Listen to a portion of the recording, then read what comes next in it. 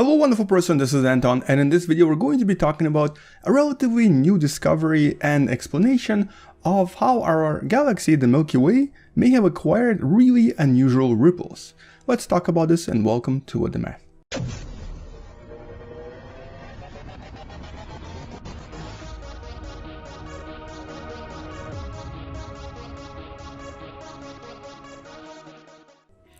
Now I wanted to start with this simulation of the Milky Way. This is from Universe Sandbox, where if you look at what this galaxy looks like, in a sense, this is sort of the most common understanding of what galactic shapes might be like.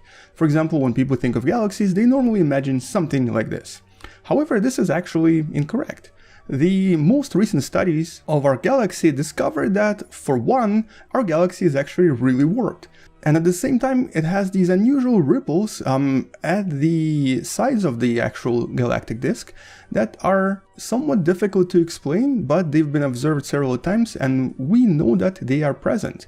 So a more realistic representation of our galaxy may come from other similar galaxies that are, well, essentially spiraled bar galaxies like our own, but at the same time have more warped shapes. Like, for example, here are two galaxies that do have this unusual warping shape that you can quite easily see if you look at it with a telescope. These were taken with Hubble telescope, so these are pretty far away from us.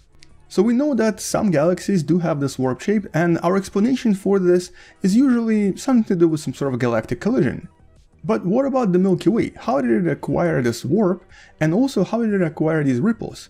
Well, the warp shape I've explained in one of the previous videos, but the ripples have actually not been explained until relatively recently. And the explanation for why our galaxy has these unusual ripples right here near the end comes from an actual prediction that was made back in 2009 by this professor from the Rochester Institute of Technology. Now, she wrote a paper back in 2009 that predicted that these ripples probably came from some sort of a galactic collision between the Milky Way and a galaxy that was most likely very, very high in dark matter. In other words, a very dim galaxy that was really difficult to see, but that had a lot of mass that was mostly composed of dark matter. And back then we had no idea if this was true or what galaxy she might be referring to. It was only a theoretical model, but it just so happens that earlier this year, or technically at the end of last year, in 2018, we discovered a galaxy that was very dim, but very, very high in dark matter. The galaxy known as Antlia 2, also known as Ant 2, was discovered in the Gaia catalog, and I've actually made a video about this earlier that should appear as a link somewhere above my head right now. So this galaxy was a very unusual discovery because it was very dim, but it was very massive and possessed a lot of dark matter. And because it's a relatively recent discovery, we still don't really know much about it, except for, of course, its location in the night skies. This is where it is in comparison to a Large Magellanic Cloud. And also we know that it's very high in mass, full of dark matter, and most likely is the reason why these ripples were formed. And we know all of this because Professor Chakrabarti recalculated her original hypothesis and was able to simulate the potential creation of these ripples by using her ideas. And so we even have a simulation that shows what may have happened earlier in the history of the galaxy, approximately 3 billion years ago.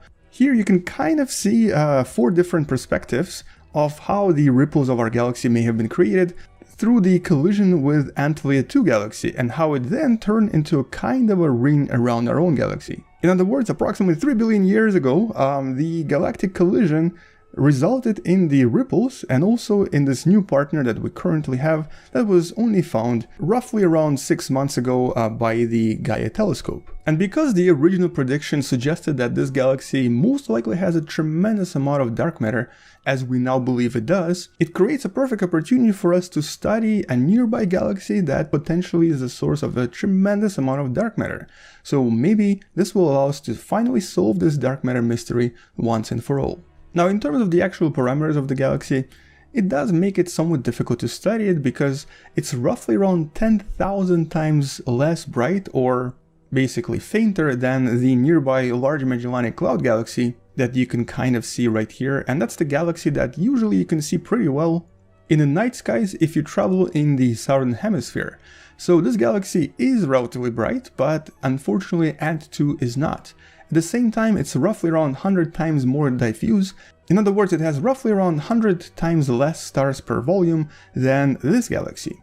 So it's difficult to study it, it's difficult to see it, but it does have a lot of mass, large enough to have caused these ripples in our galaxy. So this means that most unusual shapes we see in other galaxies, like ripples or unusual folds or bends, are probably caused by similar collisions like the ones we've just analyzed in our own galaxy. In other words, galaxies really are the sum of all parts. It's not just a collection of stars and dark matter and black holes, it really is a collection of smaller galaxies that came together, interacted with each other, and then eventually created what we observe as the typical galaxy in the night sky. And this of course also means that every single galaxy out there is going to be unique, it's going to have its own history, and it is going to be composed of all sorts of interactions with other galaxies and dark matter. So let's finish this video by colliding a large Magellanic Cloud with the Milky Way, and hopefully you learn a little bit more about the universe from this video. Hopefully now you know how our galaxy formed those unusual ripples, and most importantly, hopefully you'll subscribe, come back tomorrow to learn something else, and share this video with someone who enjoys space and universe. I'll see you tomorrow, space out, and as always, bye bye.